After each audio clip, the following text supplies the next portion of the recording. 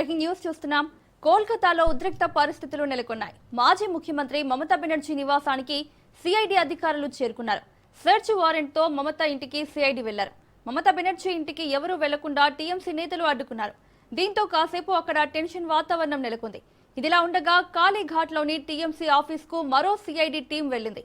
సంతకాల ఫోర్జరీ కేసులో సిఐడి అధికారులు విచారణ ముమ్మరం చేశారు.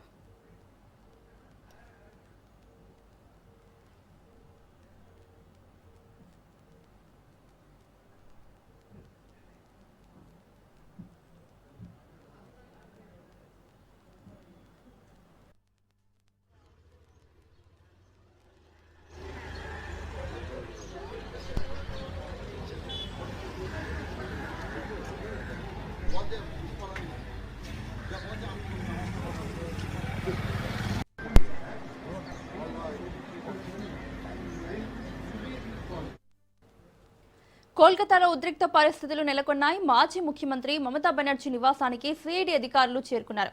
సెర్చ్ వారెంట్ తో మమతా ఇంటికి సిఐడి వెళ్లారు. మమతా బెనర్జీ ఇంటికి ఎవరూ వెళ్లకుండా టీఎంసీ నేతలు అడ్డుకున్నారు. దీంతో కాసేపు అక్కడ టెన్షన్ వాతావరణం నెలకొంది. ఇదిలా ఉండగా కాళీఘాట్లోని టీఎంసీ ఆఫీస్ కు మరో సిఐడి టీం వెళ్లింది. సంతకాల ఫోర్జరీ కేసులో సిఐడి అధికారులు విచారణ ముమ్మరం చేశారు.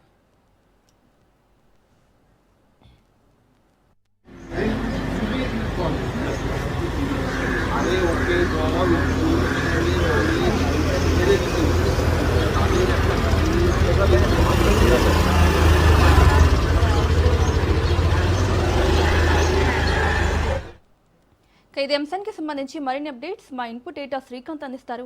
Srikanth. Shalini, good afternoon. So మొత్తానికి పశ్చిమ బెంగాల్లో ఎన్నికల తర్వాత టీఎంసీలో చీలిక చాలా చర్చనీయాంశంగా మారిందని చెప్పాలి. ఇప్పటికే అటు రాజ్యసభ నుంచి ఎంపీలు, ఇటు లోక్సభ నుంచి ఎంపీలు ఆల్మోస్ట్ 20 మందికి పైగా వాళ్ళంతా కూడా ఎన్డీఏ కూటమికి మద్దతు ఇవ్వడానికి సిద్ధమవుతున్నటువంటి నేపథ్యంలో అటు అభిషేక్ బెనర్జీ ఇచ్చినటువంటి ఏదైతే ఫోర్జరీ తాను సంతకం చేసినట్టుగా ఉన్నటువంటి ఫోర్జరీ లెటర్ హెడ్ ఏదైతే ఉందో దానిపైన ఒకవైపు రేపు విచారణ జరగబోతుంది. సో ఇట్లా నేపథ్యంలోనే అటు టీఎంసీ కార్యాలయాన్ని, ఇటు మమతా బెనర్జీ నివాసాన్ని కూడా సిఐడి అధికారులు సర్చ్ వారెంట్తో వచ్చి సర్చ్ చేయడానికి సిద్ధమవుతున్నారు. సో ఇట్లా నేపథ్యంలో ఒకవైపు అటు టీఎంసీ కార్యకర్తలు కూడా అధికారులను అడ్డుకునేటువంటి ప్రయత్నం చేస్తున్నారు. అభిషేక్ బెనర్జీ ఆధ్వర్యంలోనే తన సమక్షంలోనే సర్చ్ వారెంట్తో పాటు తన సమక్షంలోనే విచారణ సోదాలు జరగాలన్నటువంటి డిమాండ్ కూడా ఇప్పటికే వ్యక్తపరుస్తోంది టీఎంసీ. సో ఇట్లా నేపథ్యంలో ఇప్పటికే అటు 50 మంది ఎమ్మెల్యేలకు పైగా కూడా ఒక వర్గాన్ని ఏర్పాటు చేశారు. సో ఈ వర్గం కూడా అటు ఎన్డీఏ కూటమికి ఒక ప్రత్యేక వర్గం 58 మందితోటి ఒక ప్రత్యేక వర్గాన్ని కూడా ఏర్పాటు చేయడం జరిగింది. 80 మంది టీఎంసీ ఎమ్మెల్యేల్లో. సో వీళ్ళందరికీ కూడా రిటాబ్రత నాయకత్వం వహిస్తున్నారు. సో ఇట్లాంటి నేపథ్యంలో అటు ఎవరైతే 20 మంది ఎంపీలు, రాజ్యసభ నుంచి 12 మంది, లేదంటే ఇటు లోక్సభ నుంచి ఉన్నటువంటి ఎంపీలు ఎవరైతే ఉన్నారో వీళ్ళంతా కూడా 20 మందికి పైగా పార్టీ ఎన్డీఏ కూటమికి మద్దతిస్తున్నటువంటి క్రమంలో లోక్సభలో కూడా ప్రత్యేక బ్లాక్ని ఏర్పాటు చేయాలంటూ కూడా ఇది ఇమీడియట్గా యాక్షన్ తీసుకోవాలంటూ కూడా స్పీకర్కి ఇప్పటికే మమతా బెనర్జీ లేఖ రాయడం జరిగింది. సో ఇట్లా నేపథ్యంలో అసలైనటువంటి టీఎంసీ మాదే అంటూ కూడా అటు చీలిపోయినటువంటి వర్గం టీఎంసీ వర్గం డిమాండ్ చేస్తోంది. వాళ్ళు కూడా ఒకవేళ పొద్దున్న స్పీకర్ని కలిసినా కానీ ఖచ్చితంగా టీఎంసీలో ఒక భారీ చీలిక ఏర్పడేటువంటి ప్రమాదం మాత్రం కనిపిస్తోంది. ఒక ప్రత్యేకమైనటువంటి వర్గం కూడా ఏర్పాటు చేయబోతున్నారు. మరోవైపు మే 27వ తారీఖు నాడు కూడా ఇప్పటికే కాకాలి ఘోష్ కూడా పార్టీని వీడడం జరిగింది. సో తాను లోక్సభలో పార్టీ చీఫ్ విప్గా కొనసాగుతున్నానంటూ కూడా ఆయన చెప్పడం జరిగింది. అయితే ఆయన 27వ తారీఖు మే రోజు పార్టీని వీడడం జరిగింది. బట్ ప్రభుత్వంలో మాత్రం ఆయన ఉన్నారు, అంటే ఎంపీగా మాత్రం ఆయన కొనసాగుతున్నారు.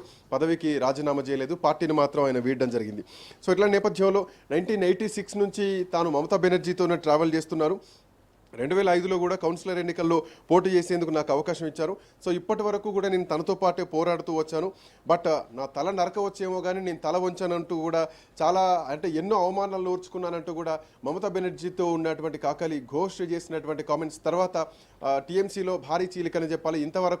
ఇంతకాలం మమతా బెనర్జీతో వేగి ఉన్నటువంటి వాళ్ళు ఇక సమయం వచ్చిందన్నటువంటి ఉద్దేశంతో మరోవైపు అటు సీఎం రమేష్ కూడా వీళ్ళ మధ్యలో మధ్యవర్తిత్వం చేస్తున్నారు. ఎన్డీఏ కూటమికి మద్దతు ఇచ్చేయడానికి సీఎం రమేష్ కూడా తన వంతు ప్రయత్నం చేస్తున్నారు. ఇంకోవైపు సువేంద్ర అధికారి కూడా గతంలో టీఎంసీ నుంచి వచ్చినటువంటి నాయకుడే. టీఎంసీ నుంచి బయటకు వచ్చి భారతీయ జనతా పార్టీలో చేరి ఈరోజు అదే సువేంద్ర అధికారి మమతా బెనర్జీని గతంలో ఓడించి ఏకంగా గెలిచినంతటి ప్రభుత్వాన్ని తీసుకొచ్చినంతటి పని చేశారు 2019 ఎన్నికల్లో. సో ఇప్పుడు 2026లో జరిగినటువంటి ఎన్నికల్లో ఏకంగా ఆయన సీఎంఐ కూర్చున్నారు. సో ఇప్పటికే అటు మమతా బెనర్జీ అటు పార్టీ పరంగా భారీ ఎదురు దెబ్బ అనే చెప్పాలి, ఇటు రాజకీయ పరంగా కూడా భారీ ఎదురు దెబ్బ తగలబోతుందని చెప్పాలి. సో మమతా బెనర్జీ ఇక రానున్నటువంటి అంటే ఇప్పటికే అటు ఇండి కూటమితో కూడా కలుస్తున్నారు. సో సోనియా గాంధీని కూడా కలవబోతున్నారు. ఇప్పటికే మల్లికార్జున ఖర్గేతో కూడా మమతా బెనర్జీ భేటీ అయ్యారు. సో కాంగ్రెస్ పార్టీ మీద యుద్ధం చేసి కాంగ్రెస్ పార్టీని లేకుండా చేసినటువంటి మమతా బెనర్జీ మళ్ళీ ఈరోజు కాంగ్రెస్ పార్టీ డోర్ నాక్ చేసింది. మళ్ళీ కాంగ్రెస్ పార్టీ కూటమిలోకి చేరబోతోందని స్పష్టంగా అర్థమవుతోంది. సో ఉన్నటువంటి రాజకీయ పరిణామాల్లో అఫ్కోర్స్ కాంగ్రెస్ పార్టీ దేశవ్యాప్తంగా ఎట్లాంటి పరిణామాలు ఎదుర్కొంటుందో మనందరికీ తెలిసినటువంటి విషయమే.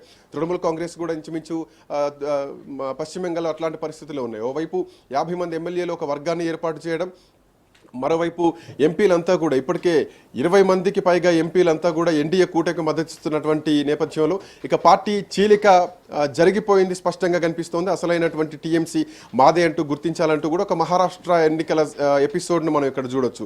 ఎన్సీపీ నుంచి చీలినటువంటి పరిస్థితి కానీ, అటు ఉద్ధవ్ ఠాక్రేకి సంబంధించినటువంటి శివసేన చీలిపోయి ఏక్నాథ్ షిండే శివసేనగా మారడం, అసలైనటువంటి శివసేన మాదే అంటూ కూడా సో ఆ పార్టీకి సంబంధించినటువంటి గుర్తు కూడా ఈ ఏక్నాథ్ షిండే శివసేనకి ఇచ్చినటువంటి నేపథ్యాన్ని కూడా చూసాం.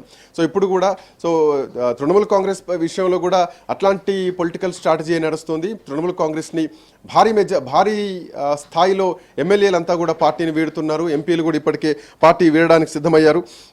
సో ప్రస్తుతానికి ఇటు తృణమూల్ కాంగ్రెస్ విషయానికి వస్తే కనుక ఎంపీలు అటు రాజ్యసభ నుంచి కానీ ఇటు లోక్సభ నుంచి కానీ, లోక్సభలో 28 మంది ఎంపీలు ఉన్నారు, రాజ్యసభలో 13 మంది ఎంపీలు తృణమూల్ కాంగ్రెస్కు ఉన్నారు. సో అటు 80 మంది ఎమ్మెల్యేలు ఎవరైతే ఉన్నారో సో వాళ్ళలో 58 మంది కూడా ఒక ప్రత్యేక వర్గాన్ని ఏర్పాటు చేయబోతున్నారు. సో ఇట్లాంటి నేపథ్యంలో ఇక టీఎంసీకి గడ్డుకాలం ఎదురవుతోంది అని చెప్పడంలో ఎట్లాంటి సందేహం లేదు. దీనికి తోడు ఈ సిఐడి సోదాలు ఏవైతే ఉన్నాయో సిఐడి సోదాల విషయంలో కూడా కొంత ఉద్రిక్తమైనటువంటి వాతావరణం కనిపిస్తోంది. అభిషేక్ బెనర్జీ లేని సమయంలో సోదాలు చేస్తున్నారంటూ కూడా ఇప్పటికే టీఎంసీ దీన్ని అడ్డుకుంటుంది. బట్ చూడాలి ఎట్లాంటి పరిణామాలు ఉండబోతున్నాయో శాలిని. Right, thank you.